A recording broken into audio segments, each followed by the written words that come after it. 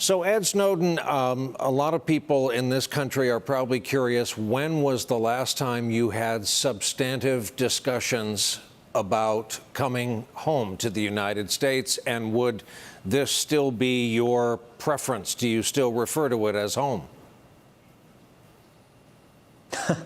The United States will always be my home, and I'll always be willing to come back on a single condition. And I've been quite clear about this over the years. This is that the government guarantee that I have the right, and every whistleblower has the right, to tell the jury why they did what they did. Right? We can disagree about whether this was right or wrong. We can disagree about whether this is good or bad. We can disagree about whether this is legal or illegal. That's right and proper in a democracy. But we have to agree that the jury is supposed to be the proper authority to ultimately decide, was this right or wrong? And I hate to say it, but under the current laws, that is explicitly forbidden under the Espionage Act, which, as you know, it's increasingly being used against the sources of journalism instead of foreign spies. The law makes no distinction between someone who tells a secret to a journalist and someone who tells a secret to a foreign government. So, yeah, there has not been any movement, unfortunately, on that conversation since the Obama administration, when I told the government that all they need to do is give me the right of what we call a public interest defense. This is a fair trial, an open trial, where the jury hears what is happening and they decide, was this justified or not? Unfortunately, then Attorney General Eric Holder responded and said, we can't promise that. We won't promise that. We will promise not to torture you. Unfortunately, I'd say that's not quite enough. Something you've said repeatedly is that you would expect and you would accept a certain punishment for your actions. What if that package of punishment included working for the home team?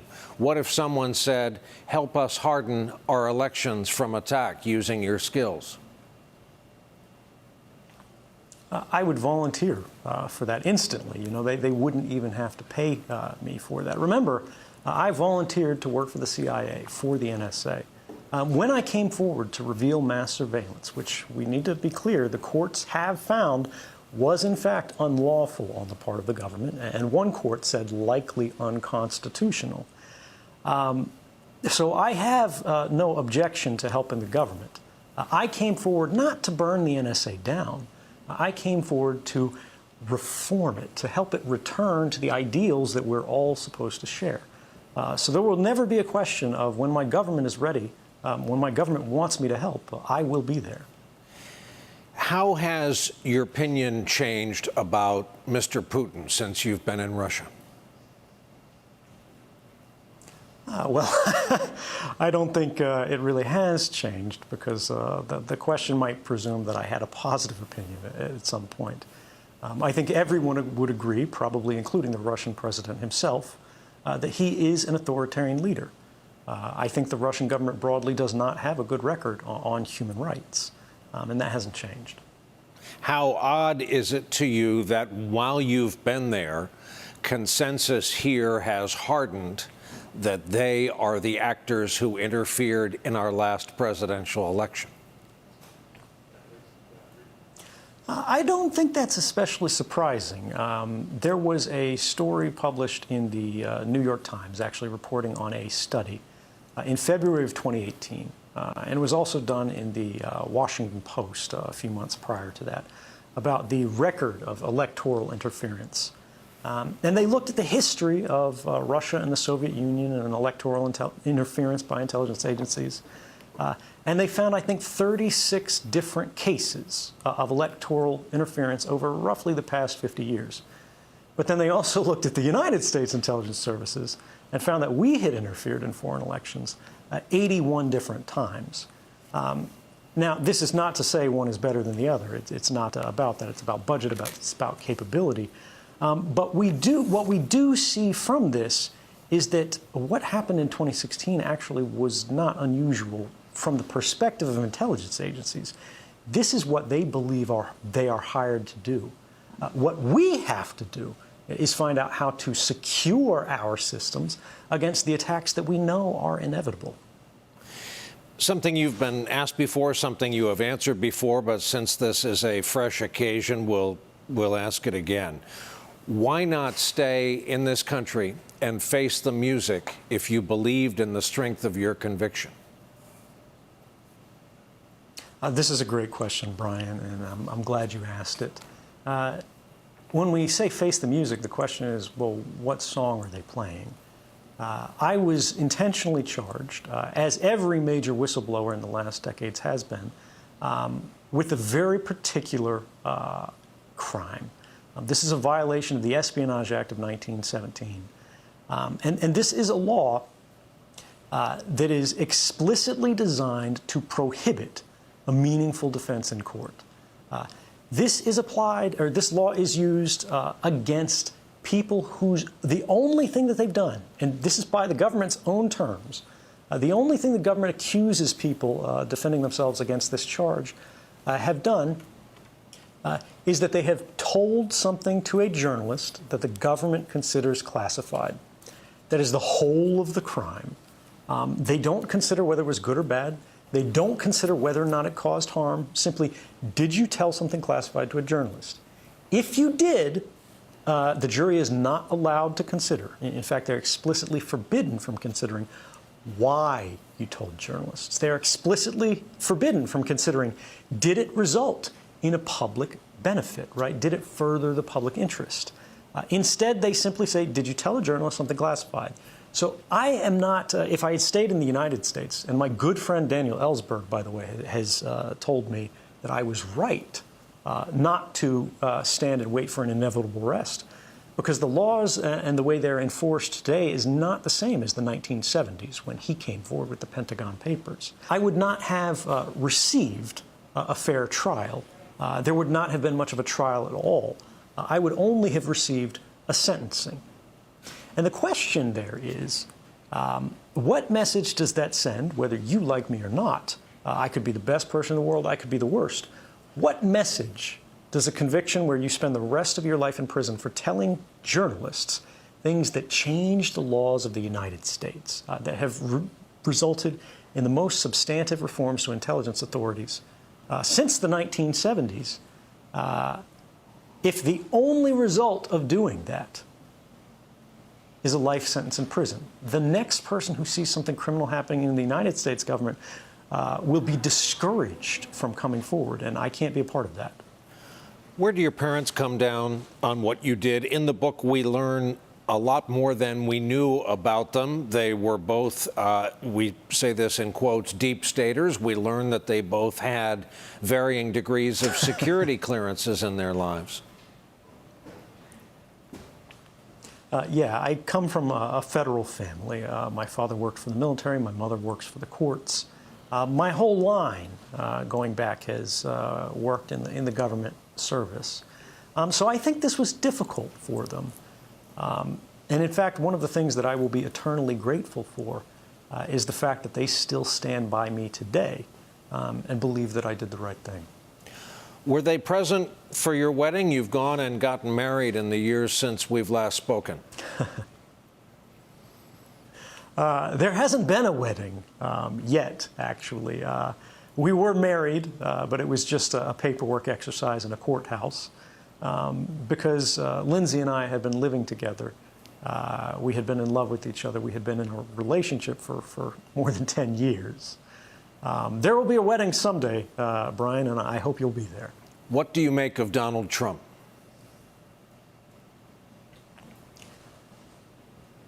There are so many things that are said about the president right now, and so much thinking, and honestly, I try not to think about it.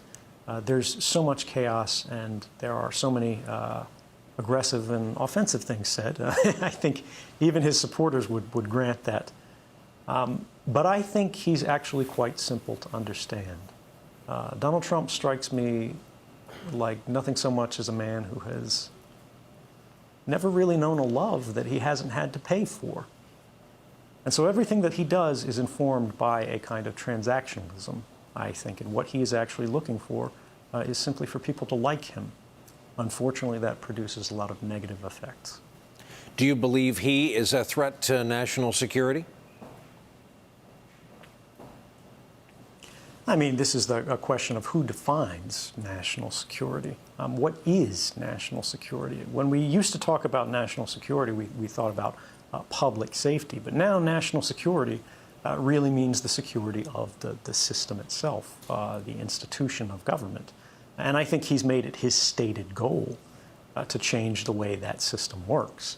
I think we have seen tremendous harm done to civil liberties in the United States. Increasingly since September 11th, and I haven't seen any reduction in the rate of that. We have several important jobs vacant in this country, including Director of National Security, National Security Advisor. Is that a threat to our security?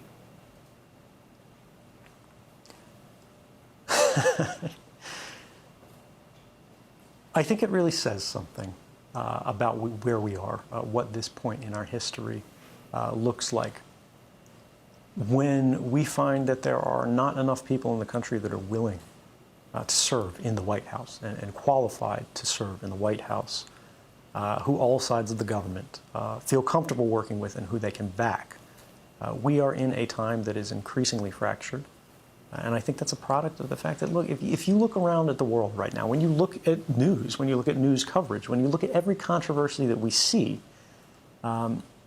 something has changed.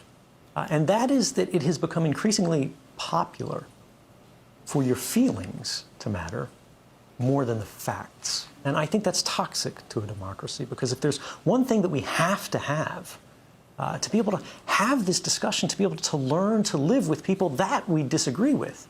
We can't have a conversation about what we should do. We can't have a conversation about where we are going if we can't agree on where we are, if we can't agree on what is happening. Facts have to matter more than feelings. You've said your greatest fear over what you did was that things would not change. Have things changed? Would you do it again today knowing what you know now? This is a significant portion of the final chapter of my book. Things have changed, and I would do it again. If I changed anything, I would hope that I could have come forward sooner. It took me so long just to understand what was happening, and it took so long to realize that nobody else was going to fix this. Believe me when I say, I did not want to light a match and burn my life to the ground. No one does. Nobody really wants to be a whistleblower. But the results of that have been staggering. I thought this was going to be a two-day story. I thought everybody was going to forget about this a week after the journalists ran the first stories in 2013. But here we are in 2019, and we're still talking about it. In fact, data security, surveillance, the internet, manipulation and influence that's provided or produced, rather, by corporate or governmental control of this permanent record of all of our private lives that's being created every day by the devices that we have. Before 2013, if you said there's a system that's watching everything you do, the government is collecting records of every phone call in the United States, even for those people who are not suspected of any crime, it was a conspiracy. Yes, there were some people who believed it was happening. Yes, there were academics who could say this was technically possible. Yes, there were technologists who went, this is something that could be done.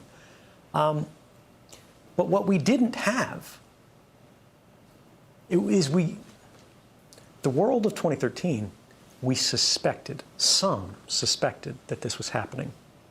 The world after 2013, we know that it's happening. And this is the critical importance of journalism, particularly in this moment that we have today. The distance between speculation and fact is everything in a democracy, because that's what lets us, as we did post-2013, change our laws. The very first program that was revealed in newspapers has since been terminated. Barack Obama, who criticized me so strongly in June of 2013, by January of 2014 was proposing that this program be ended. Eventually it was ended under the USA Freedom Act. NSA argued that mass surveillance was legal, bulk collection as they call it. They said 15 different judges authorized this. What they didn't tell us was that those 15 judges all belonged to the rubber stamp FISA court, that over 33 years had been asked 33,900 times by the government to approve surveillance requests, and only said no in 33 years 11 times. Now, this was a court that was never designed to interpret the Constitution, right? It was never designed to create novel powers for the intelligence community. It was just designed to stamp basic routine warrants. Now we know what has changed. The very first open court outside of these secret rubber stamp courts that got this case in front of them, it was Judge Leon in a federal court and then a court of appeals, said that the NSA's mass surveillance activities were violating even the very loose standards of the Patriot Act. They broke the law. He further said these programs are likely unconstitutional. And this would not have happened if we couldn't say, this is real, this is actually happening. And I just want to make clear, that's not me saying that. That's not speculation. That was the determination of the Supreme Court just a few months before I came forward. In a famous case, Amnesty versus Clapper, I believe it was in February of 2013 or December of 2012, all the way to the Supreme Court, these surveillance authorities were being challenged. The plaintiffs said the government has a mass surveillance program. It has impacted this human rights organization. They have been spied on in secret by the government.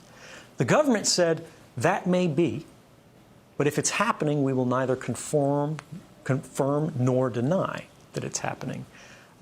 It is a state secret.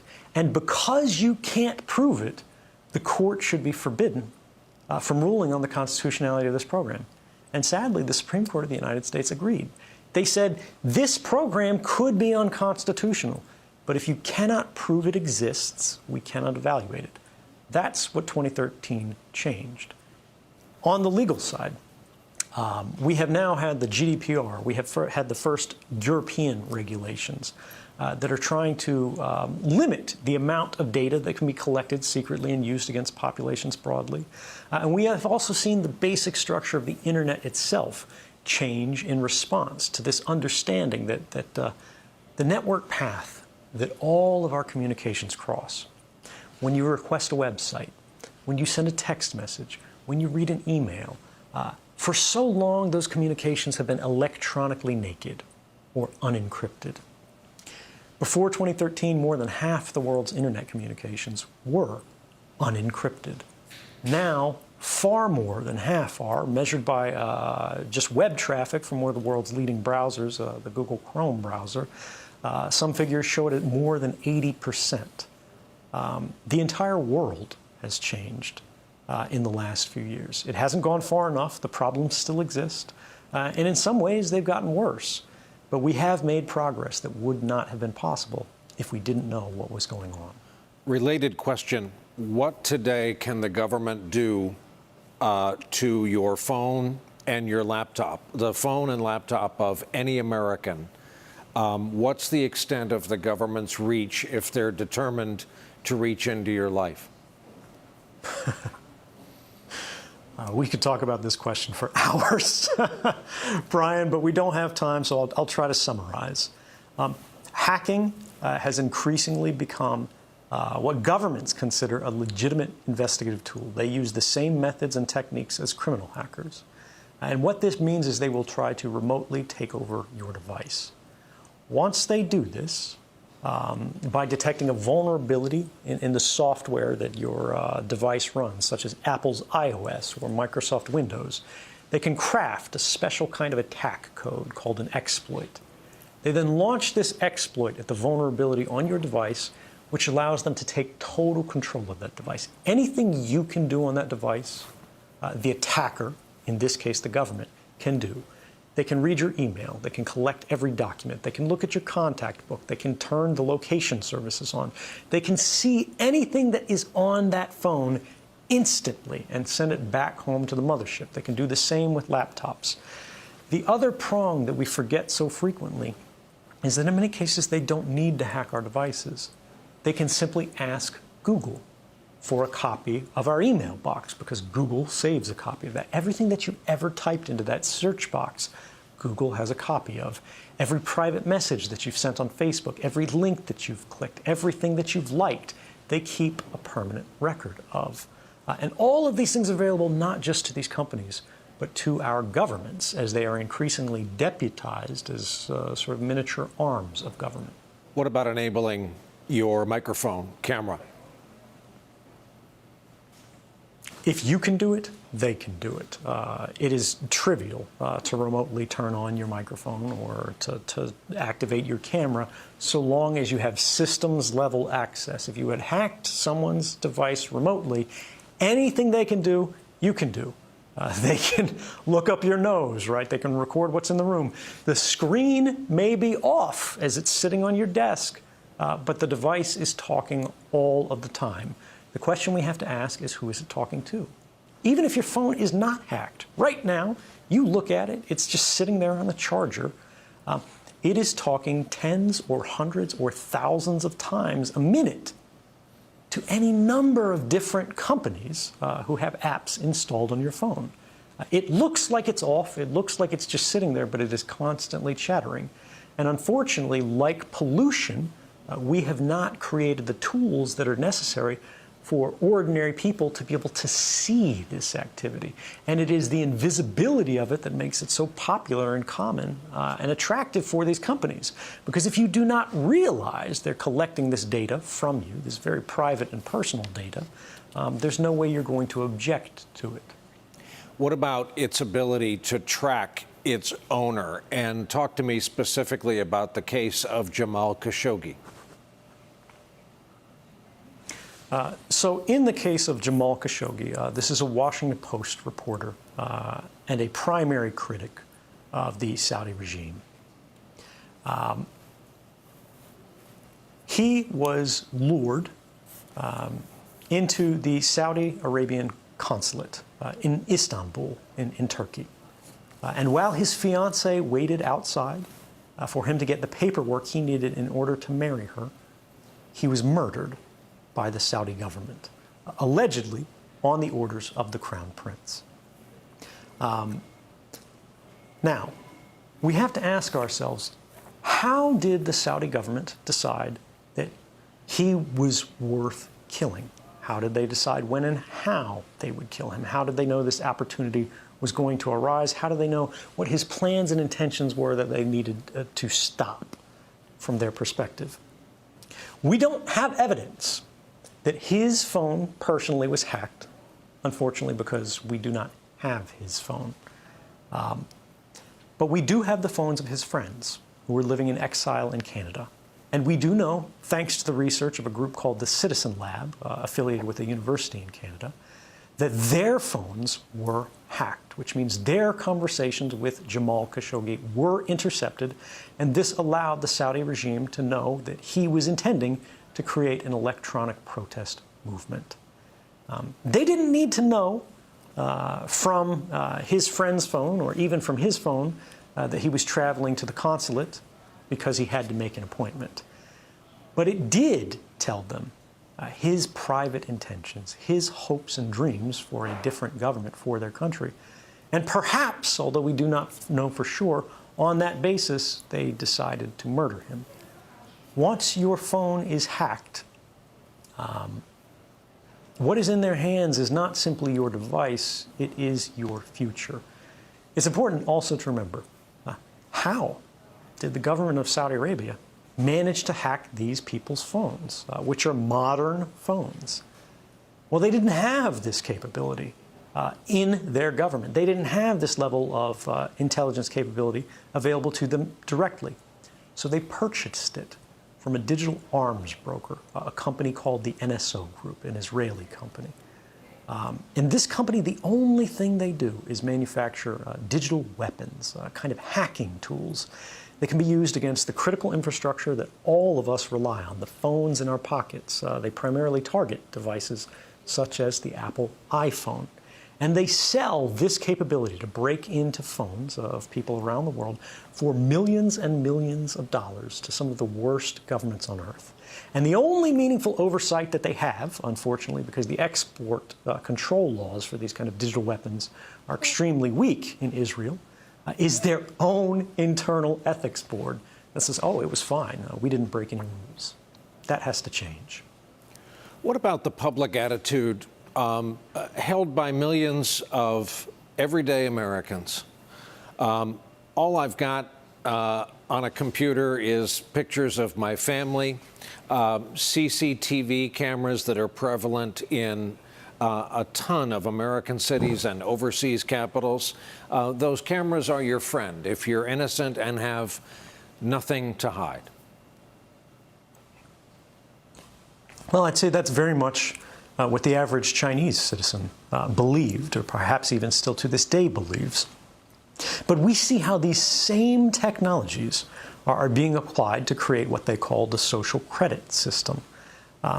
If any of these family photos, if any of your activities online, if your purchases, if your associations, if your friends are in any way different from what the government or the powers that be of the moment would like them to be, you're no longer able to purchase train tickets. You're no longer able to board an airplane. You may not be able to get a passport. You may not be eligible for a job. You might not be able to work for the government. All of these things are increasingly being created and programmed and decided by algorithms. And those algorithms are fueled by precisely the innocent data that our devices are creating all of the time, constantly, invisibly, quietly, right now. Our devices are casting all of these records that we do not see being created, that in aggregate seem very innocent. You were at Starbucks at this time. You went to the hospital afterwards. You spent a long time at the hospital. After you left the hospital, you made a phone call. You made a phone call to your mother. You talked to her until the middle of the night. The hospital was an oncology clinic. Even if you can't see the content of these communications, the activity records, what the government calls metadata, which they argue they do not need a warrant to collect, tells the whole story. And these activity records are being created and shared and collected and intercepted constantly by companies and governments. And ultimately it means as they sell these, as they trade these, as they make their businesses on the backs of these records, what they are selling is not information. What they are selling is us. They're selling our future. They're selling our past. They are selling our history, our identity, and ultimately, they are stealing our power and making our stories work for them. What devices do you use in your life now, and have you accepted the notion that you are watched rather constantly? Well, probably every intelligence in the world is definitely targeting me and trying to learn anything they can, just as they did with Jamal Khashoggi, in regards to what are my plans and intentions. I try not to make that easy for them. If I get a smartphone and I need to use a phone, I actually open it up before I use it. I perform a kind of surgery on it to physically desolder or sort of melt the metal connections that hold the microphone on the phone. And I physically take this off. I remove the camera for the phone, and then I close it back up, I seal it up. And then if I need to make a phone call, I will attach an external microphone on it. And this is just so if the phone is sitting there and I'm not making a call, it cannot hear me. Now, this is extreme. Most people do not need this. But for me, it's about being able to trust our technology. My phone could still be hacked. My laptop could still be hacked. And just as I told you before, the same principles apply to me. If it is hacked, they can do anything to the device that I can do. So my trust in technology is limited. But just because that's how it is today doesn't mean that's how it has to be.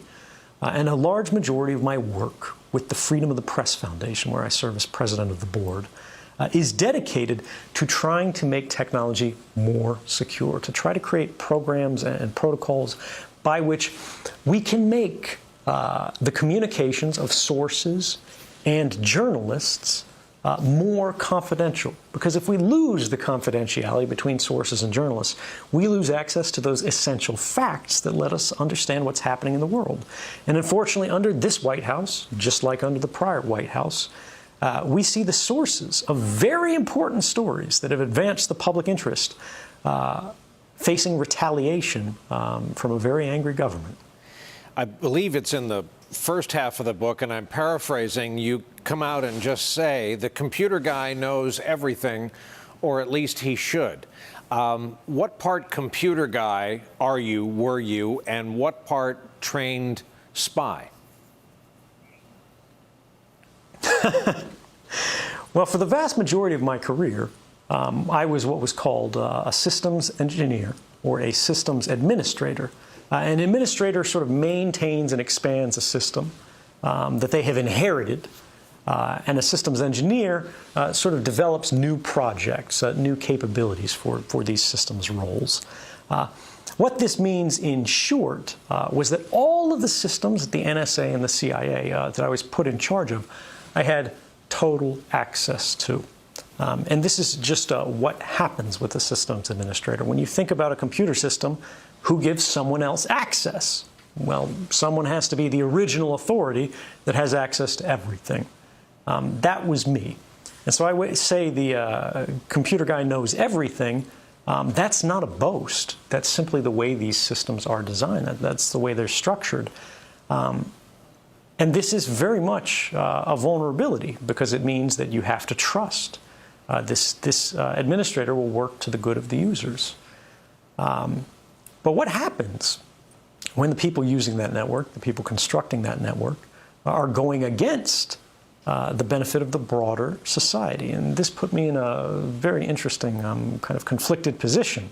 I could do what the NSA wanted me to do, or I could do what the Constitution of the United States, the public of the United States, needed me to do, which was report that my agency had broken the law. Do you regard yourself as a journalist these days? I'm not. I have tremendous respect for journalists, but I try to keep a distance, particularly in this moment where so much of journalism is coming under attack. Because the government has a tremendous incentive to discredit me, to make people distrust me. And so if I hold myself out, if I start reporting stories, if I start talking to sources, if I try to start advancing what the public knows on a personal level, my reputation could sort of poison the well. Instead, I keep a distinction. What I do is I try to aid the work of journalism, but I'm not myself a journalist. Your book is highly personal. Tell us about the price your then girlfriend, now wife, paid for your actions, and how you feel she was misportrayed in the eyes of the world when we got that first kind of thumbnail sketch of who she was. So in the wake of the revelations of mass surveillance in 2013, this was suddenly the world's biggest story. In every country, they were talking about the same thing. And unfortunately, that meant that everyone who was connected to me in some way, they were also talking about, because they were trying to say who I was, where I came from. And this unfortunately meant that Lindsay, my lifelong partner, was intensely investigated, both by the FBI in the United States. She didn't know what I was doing. I could not tell her what I was doing, because if I had, they would have said she was an accessory to the crime. They would have said she was part of a criminal conspiracy, so long as she didn't immediately pick up the phone and say, help, help, someone's talking to a journalist. And so this meant that I couldn't tell her. She learned about what was going to happen the same way everybody else did, or rather what is happening the same way everybody else did. She saw me on TV, which probably makes me the worst boyfriend in the history of the United States. But she stuck by me, and we are reunited and together today. And I will never be able to repay her for the faith that she's shown me. But the media had a tremendous amount of salacious reporting. When they realized that she taught pole fitness classes, which are quite popular for women these days, they called her a stripper, even though she's never been one.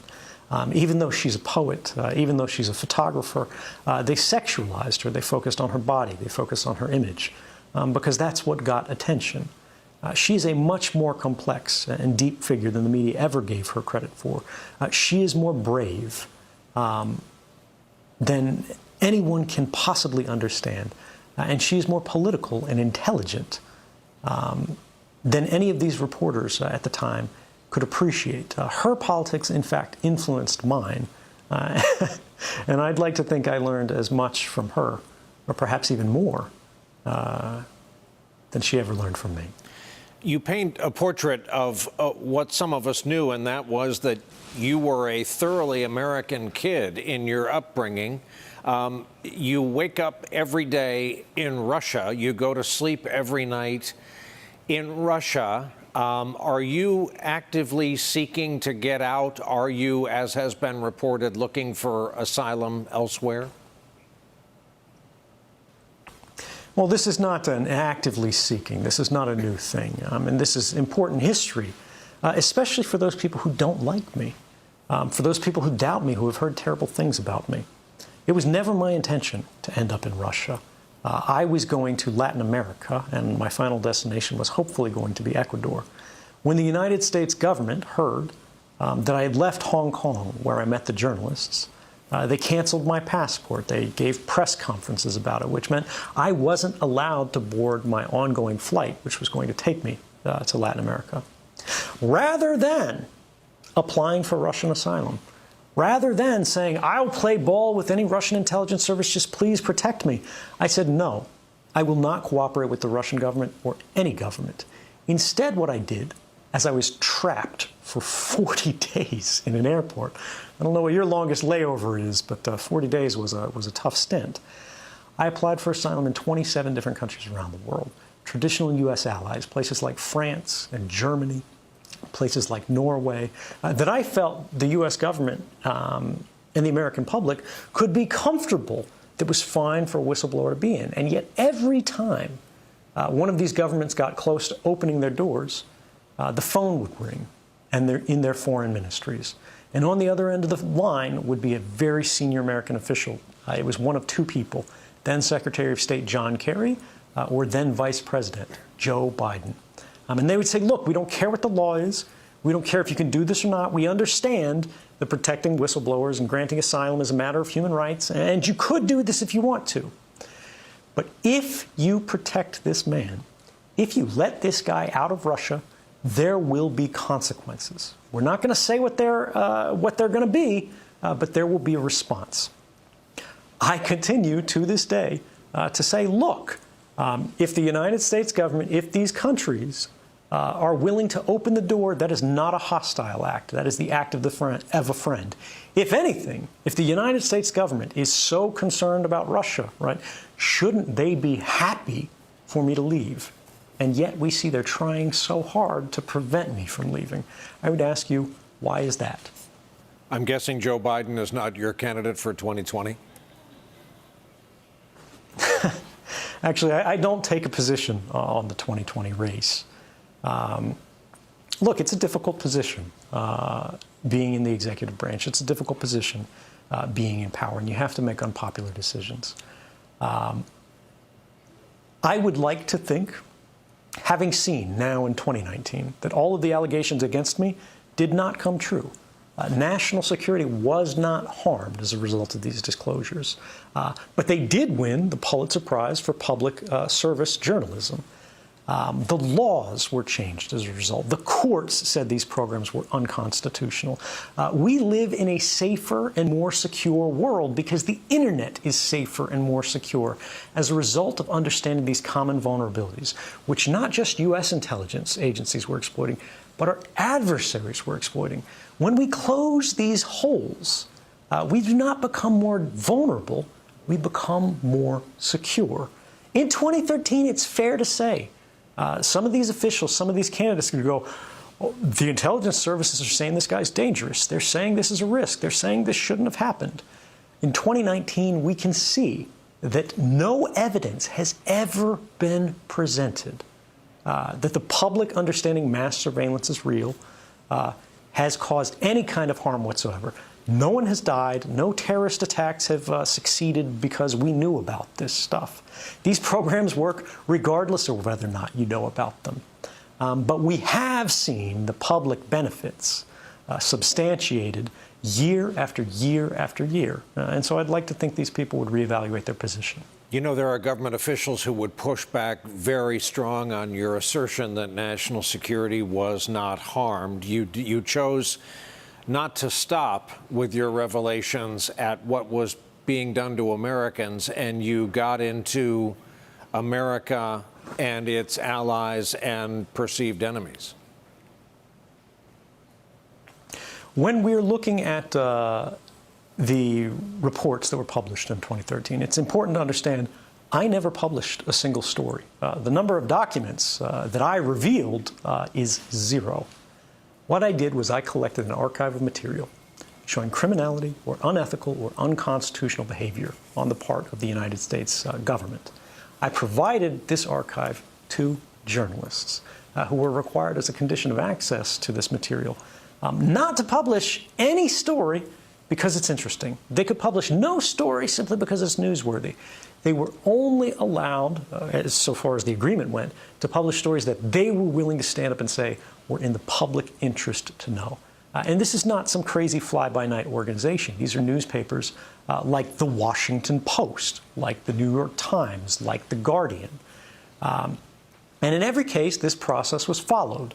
Now, as an extraordinary check on top of this, in case I went too far, in case I collected a document that was too hot, or I misunderstood things, or the journalists misunderstood things, the journalists were further required to go to the government in advance of publication, and they were required to do this at my request and warn the government. This is the story that we're going to run. This is what it's about. This is what we're going to say. So the government could argue against it to create an adversarial check on what the journalists and I were trying to do, to reconstruct the system of checks and balances in the United States that had itself failed in the government. And because that process was followed so scrupulously, that's why I am so confident that no harm happened, no harm occurred. Now, if there are those in the government that say harm took place, if there are those in the government who say people have died, I ask you this: why haven't they proved it? You know better than anyone, Brian, that these government officials are more than happy to pick up a phone and make a leak to the New York Times every day of the week. If they had some evidence that somebody was hurt, if they had evidence that a terrorist attack got through because of this journalism, it would be on the front page of every newspaper in the world.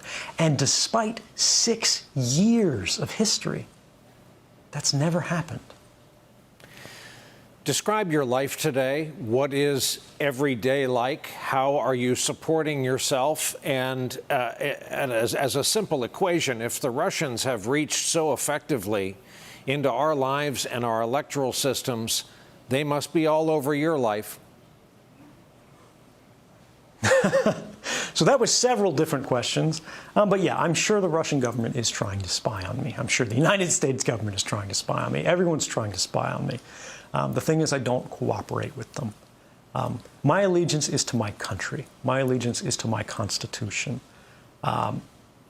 Now, in terms of my daily life, it's actually pretty ordinary, which is to say it's not so interesting. I've always been something of an indoor cat, right? I'm not going to nightclubs and partying. My life since I was a child has always been mediated by a screen. That's by choice. So not much actually changes in my day-to-day, whether I'm living in New York or Berlin or Moscow. In terms of my work, which a lot of people are curious about, this, I think, is a polite way of people asking, do you work for the Russian government? Do you accept money from the Russian government? You know, are you living in Russian government housing? Are you in a bunker? Are there guards? And of course, the answer to all of these is no. No, I'm not. What I do for a living is speak professionally, and now I'm actually an author. I have a speakers bureau. It's called the American Program Bureau. And you can call them and you can book a public event. I speak at universities, I speak at corporate events, I speak at cybersecurity conferences to talk to people about what is happening on the internet. What is the future of surveillance and how can we protect ourselves?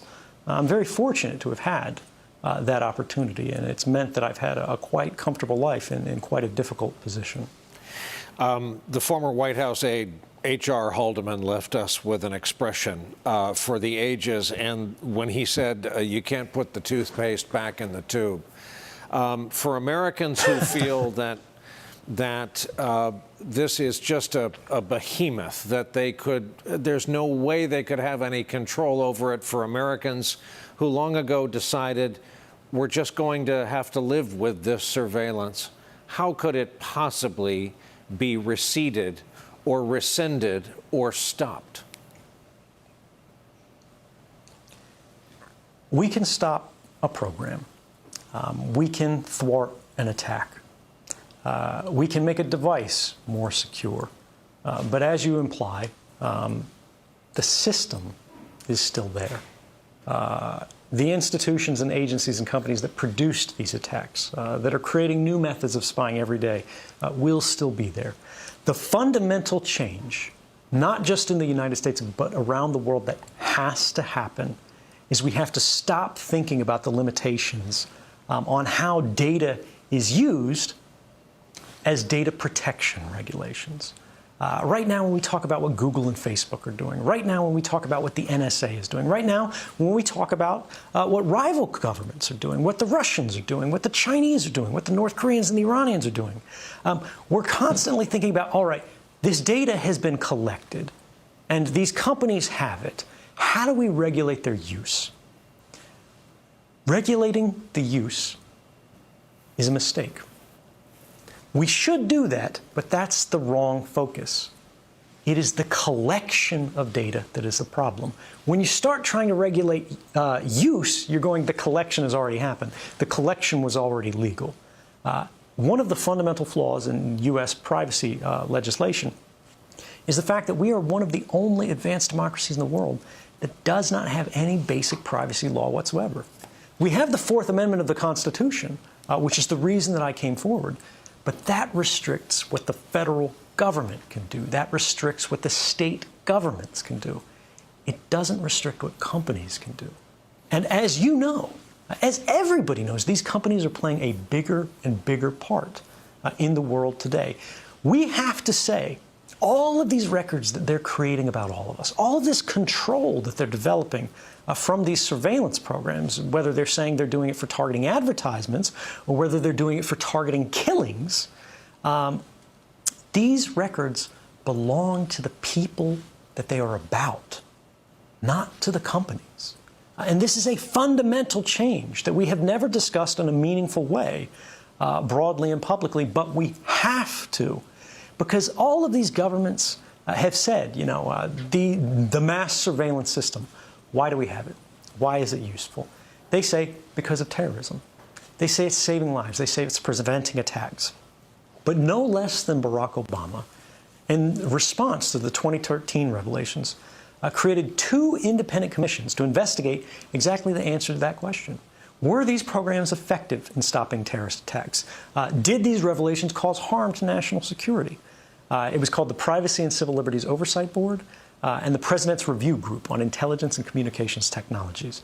And despite having an enormous budget, despite having complete access to classified information, despite the fact that they interviewed the heads of the FBI, the NSA, the CIA, you know, the full alphabet soup, they found, in the government's own words, the kind of mass surveillance that's represented by this bulk collection program where the NSA was secretly collecting the phone records of every American and everybody else around the world every day under an authority provided by a secret court order that nobody even knew existed. That program had never made, their own words, a concrete difference in a single counterterrorism investigation. Think about that. More than 10 years of operation in secret never made a single concrete difference. These programs, mass surveillance, is not about public safety. It is not about terrorism. It is about power. It is about economic espionage, it is about diplomatic manipulation, and it is about social influence. It is about understanding the actions of everyone in the world as carefully as they can, no matter who they are, no matter how innocent their life. Final question has to do with the Fourth Amendment. We have it today because Mr. Adams and others wanted to keep the British out of their homes and their horse carriages. What would Mr. Adams and the founders make of the reach of the government, in your view, into our lives, given its humble beginnings? I think if any of the founders of this country looked around today, they would be shocked by the kind of rhetoric they hear, and they would be shocked by the kind of activities of government they see. If you read the Bill of Rights, something that struck me when I was writing about it in this book was that fully half of the first 10 amendments are explicitly making the work of government harder. They're making life for law enforcement officials harder. And all of the Founding Fathers thought that was a good idea because they recognized the more efficient a government is, the more dangerous it is. We want a government always that is not too efficient. We want a government always that is just efficient enough, because government holds extraordinary power in our lives. We want government always to be using their powers in a way that is only necessary and proportionate to the threat presented by whoever it is that they're investigating. When the government is getting by the skin of their teeth, the people are free, right? The government should be afraid of the people. People shouldn't be afraid of the government. One of the ironies about the Founding Fathers, for those who are skeptical of me, which is fair, again, I don't want you to trust me. I want you to doubt me. I want you to question me. But I want you to look at the facts. I want you to look beyond how you feel in the moment, how we all feel in the moment, and see what these stories said in 2013. See that the courts of the United States, where I'm being charged as a criminal, said that the government itself was engaged in criminal activity. Look at these things and then remember, the people who founded this country were called traitors. The signing, the writing of the Declaration of Independence was an outrageous act of treason. It was criminal, but it was also right. The question of whether or not I broke the law is less difficult and less interesting than whether you think what I did was right or wrong. What is legal is not always the same as what is moral. Final prediction, then we'll let you go night clubbing, and that is, do you predict you will at some point live out your life and die in the United States? I think I will return. When we look at the kind of things that were being said about me in 2013, the kind of hostility I faced, the kind of accusations I faced from the most senior officials in government, and we look at the world today, yes, there are many still who don't like me, but far, far fewer, because we have seen that all of the harms that they alleged over the course of these years never came to pass. They were never substantiated because they don't exist. But the benefits are becoming more clear with each passing year. The question that I think people have to answer, whether you like me as a person or not, right? Whether you agree with how I did what I did, whether you agree with the work of the journalists who decided what the public should know in order to cast their votes. Today, you know the government broke the law. Today, you know the United States government had violated the Constitution and the rights of people in this country and around the world. Would you rather not know? Thank you. Ed Snowden, thank you very much. Good luck with the book. It's my pleasure, Brian. Thank you for having me. Hey there, I'm Chris Hayes from MSNBC. Thanks for watching MSNBC on YouTube. If you want to keep up to date with the videos we're putting out, you can click subscribe just below me or click over on this list to see lots of other great videos.